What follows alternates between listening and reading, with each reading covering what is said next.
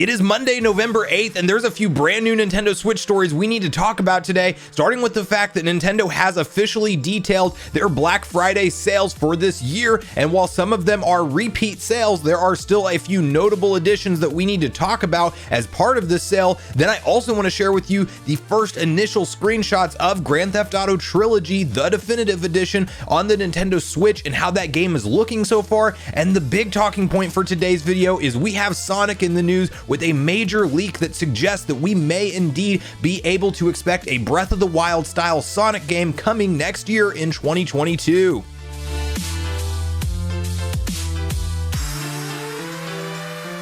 What's up, Nation? If it's your first time on the channel, make sure you join Sunbro Nation by subscribing below, hit the like button on this video if you enjoy it today, and make sure you turn on your bell notification icon so you're kept up to date with all the newest gaming news. Now, as I mentioned, guys, we're covering a few different stories today, and I want to start it off with the fact that Nintendo has officially unveiled their sale plans for this year's Black Friday event, and it does appear that this will be across numerous retailers, so regardless of where you shop, you should be able to find these prices that we're going to detail. And I want to kick off the conversation by hopping over to the infograph that kind of outlines all the different things that will indeed be on sale this year. And at the top of the list, we have to talk about the ongoing repeating Nintendo Switch console bundle with Mario Kart 8 Deluxe, because of course, if you buy a Nintendo Switch, what is the mandatory game that everybody has to buy? Well, it's obviously Mario Kart 8 Deluxe, which is a 2014 Wii U port from the original title. And while I think this is absolutely a great installment in the Mario Kart franchise overall, and I enjoy playing it, if you've been around on the channel for a while, you will know my frustration with the fact of how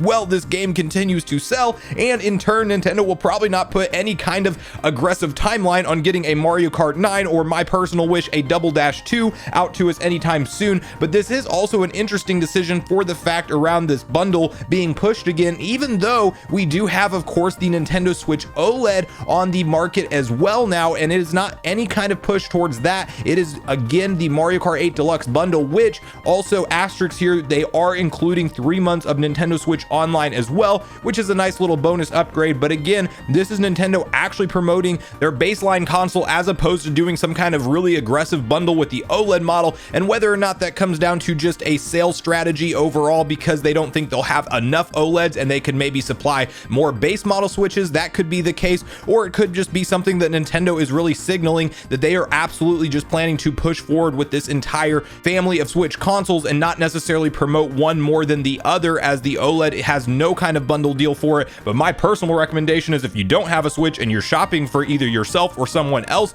this holiday season, is to actually pick up the OLED for sure, because that handheld play difference is so noticeable. It is well worth the money, the extra $50, in my personal humble opinion. But again, we do have this Black Friday repeat for Mario Kart 8 Deluxe. Then we have to talk through a $20 off sale on numerous Nintendo Switch titles, some of which are more quality than others, but they are all probably titles that you will want to pick up at some point if you have not already. So you have Xenoblade Chronicles Definitive Edition, Splatoon 2, Paper Mario Origami King, Fire Emblem 3 Houses, Legend of Zelda Breath of the Wild, which of course you have to pick that one up if you have not played it yet for any reason. And then you have Super Mario Bros. U Deluxe, which, you know, that one is just a Wii U port, again, with very minor changes. But of course, if you like 2D Marios with current graphics, that is the go-to game on the Switch, and definitely more fun to play with a 4-player co-op setup than anything else. Then you have Super Mario Maker 2, which is another fantastic game, and Zelda Link's Awakening, which I will highly recommend for anybody out there who has not picked up this game at the full $60 retail price. I would argue that it is absolutely worth it at this $20 discount. Now, the last couple notable discounts we have to talk about are definitely on some unorthodox or non-traditional style Switch games, and the first one is Mario Kart Live Home Circuit, which is actually a very impressive discount at a $59.99 retail price. And I personally did not pick this up at its original release for $99, but this year, I think for a $60 price tag, when you do get a remote control Mario Kart character and the ability to play in a VR landscape, I think that that's a pretty fair asking price. And while I don't have a ton of room to set up any crazy courses like you will see some people do online, I do think I could still get some fun play out of it, and it will be nice to have as a collector's item as time goes on. So I think that that's a great discount at almost half price from the original $99 asking price. And then you have Ring Fit Adventure that does appear to come with the wheel that you will need to fully enjoy that game, and that is $25 off of its original price, now coming in at $54.99. So definitely some notable deals there from Nintendo this Black Friday season. And while I do think, we're still gonna see other retailers do sales outside of these discounts that we're talking about today, and a lot of people have already started, so be on the lookout for buy two get one free sales. I believe it's both Target and Amazon have that going on select titles right now, and they do apply to Nintendo Switch games. So if you didn't see certain games that you wanted to see discounted on this list, definitely check out third-party games and other type of ones that you may want to pick up physically for the Nintendo Switch from those other retailers, because this of course is the prime shopping season. And nowadays it seems like Black Friday is not just the day after Thanksgiving, it's actually multiple weeks leading into Thanksgiving. So I would encourage you guys to be watching the various different retailer ads as they go live over the upcoming weeks, as you will probably find a lot of hefty discounts on some Nintendo Switch titles that you may want to pick up. But I want to hear from you guys on what your plan is this holiday season as far as purchases, and if any of these announced Nintendo discounts will entice you to go ahead and pick up some games you maybe haven't gotten before, or if you're like me and you will be picking up Mario Kart Live Home Circuit for the first time. So share all your thoughts and opinions on the Black Friday deals from Nintendo in the comments down below. Now, the next story I want to share with you all today is actually some first look screenshots at the Nintendo Switch version of Grand Theft Auto, the Trilogy, the Definitive Edition, which is a ridiculous name, but I am excited for this game because these are some iconic classics that will be making their way to a Nintendo home console for the first time ever. And these are absolutely going to be the style of games that I personally will want to have the option to play portably when I'm on the go, or when I want to multitask and actually watch something, but then maybe also play a game in the background. And I think that this is the perfect platform for these games to come to. And there's a couple controversial things about the Switch version, specifically the physical one, that we will talk through in a second. But to briefly share my opinion on how these screenshots look, I know there's a lot of talk online about some fans enjoying the style and definitely thinking that Rockstar made the right decision here, sticking to the original PS2 style graphics, but definitely just giving them a ton of love and overhaul when it comes to things like lighting and textures. And there's definitely some textures and lighting effects that look better than others, but I think overall this is what you can expect for something like 3 classic titles to come bundled in at a $60 price, because we're not going to get a full from the ground up GTA 5 style graphical remake of these games for that $60 price point. It's just not going to happen, and that's okay with me because there's actually tons of hours of gameplay to be experienced on these classic titles, and I'm super excited to play through Vice City and San Andreas again. Grand Theft Auto 3 not so much, but I'll definitely still check it out. And I think the big thing that sticks out to me is that these games do look great on the Nintendo Switch, and I don't have any noticeable gripes or complaints in comparison to the other versions.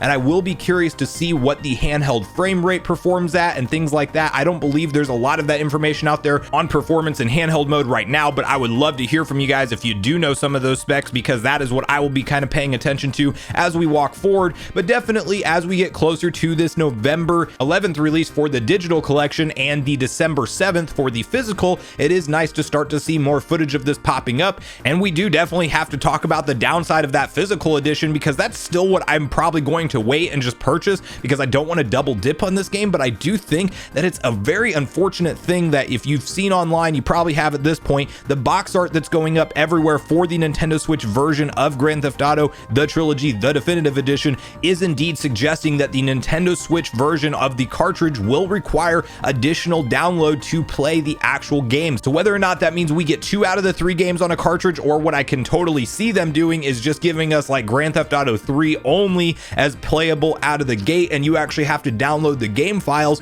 for Vice City and San Andreas. And it's just not something as a physical collector that you ever want to see happen, because eventually these servers will go down. If for any reason you needed to make more room on your Switch for other downloads, you now have to worry about this game that should entirely be on a cartridge partially taking up system memory. So it's just a clunky experience whenever you want to go buy a $60 retail cartridge and expect to have the entire experience packed into that cartridge. And it's definitely a cost-cutting measure, because the larger Nintendo Switch cartridges are indeed more expensive, but it is something that you hate to see happen, and I definitely am not a fan of this. But overall, we are slowly going towards an all digital future, and we will probably see more and more things like this as we walk forward over time. And it'll be really interesting to see see if these rumors of maybe a future all digital model Switch actually do indeed come true, because I've even been noticing on more graphs and things that have come out from Nintendo's recent investor meeting that almost half of the Switch games are sold through the eShop directly, or at least we're getting close to that halfway point. So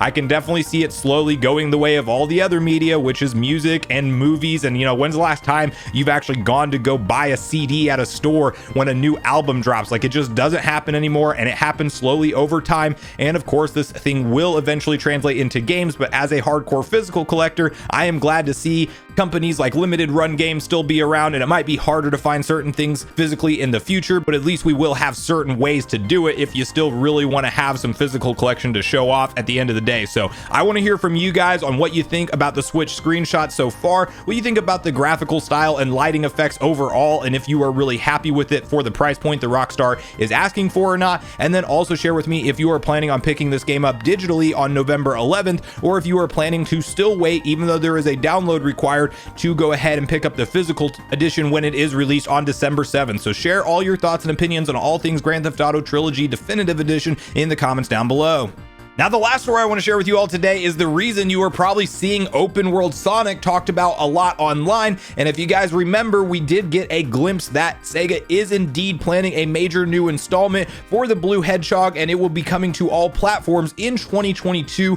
with a very short cinematic CGI trailer actually shown off. And that's all we really knew about the game up to this point in time. But the reason it is in the news today is that Sega has filed some trademarks, one of which for a title by the name of Sonic Frontiers, and there was actually a leak that came from a throwaway Reddit account that did indeed say that this will be the title of the upcoming Sonic game. And so this happened before that was actually made public by Sega, which of course adds some very solid credibility to this leak. And I want to share with you guys why we can now actually tend to believe that this will indeed be a Breath of the Wild Sonic style game. And I want to start off this conversation by quickly hopping over to VGC, where they do a good job laying out all of the information that is out there today and what we can expect from Sega's new big direction with the Blue Hedgehog. Sega's Sonic Frontiers trademark seemingly corroborates open world claims. It's been claimed that next year's game will be similar to Zelda. Sega has filed a trademark for Sonic Frontiers, which looks likely to be the name of the next mainline entry in its flagship series. The Japanese trademark for Sonic Frontiers was filed late last month, a listing on the country's trademark body has revealed. The timing may be significant, as the trademark was filed after it was claimed online that the next entry in the series would be called Sonic Frontiers and feature an open world setup.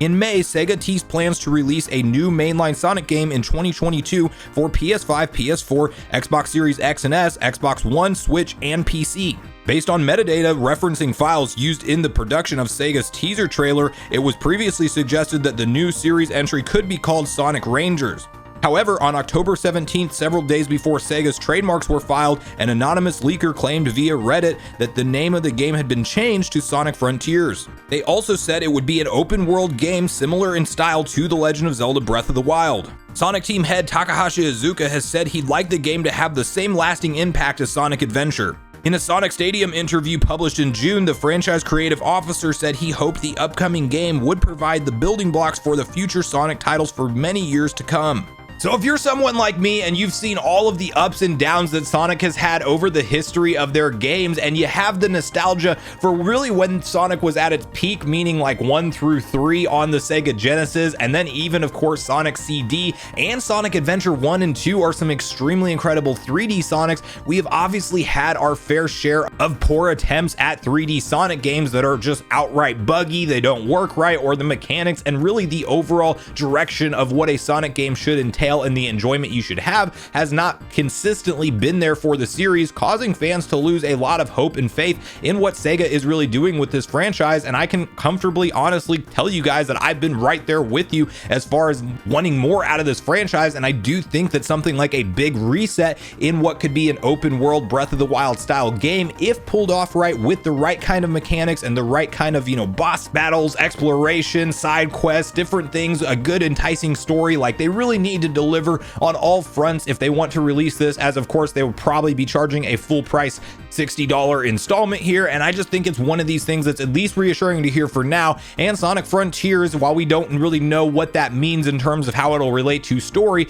we can, I would say, at least now expect it to be open world, because of course this leak did happen before the trademark, and it does clearly reference that it will be an open world style game. So it's definitely somebody who is in the know, because how do you predict that title being filed when we previously thought it was Sonic Rangers, and then we go and see Sega officially register for the trademark? Like, there's obviously something going on here. So I do think that this is indeed what we can expect, and that is an open world Sonic. And that's what I want to hear from you guys on, is like, what do you actually want to see from this game? What will make it worth it for you to pay full price for a 3D Sonic installment? And do you think that, you know, like the series creator said, it can make as big of a lasting impact as something like Sonic Adventure? So I really want to hear from you guys on your personal Sonic journey and your experience with the games, and whether or not you've enjoyed a lot of the 3D installments, because I know there are fans out there who absolutely have, and then there's other ones who have really just gotten out of the series overall because of some of the quality issues on these releases just as a whole. So I want to hear from you guys all things Sonic Frontiers, whether or not you think it'll be an open world style game, and just share with me your opinions on all the stories we talked about before you leave the video today, as I do look forward to getting a back and forth conversation started with you all around these topics.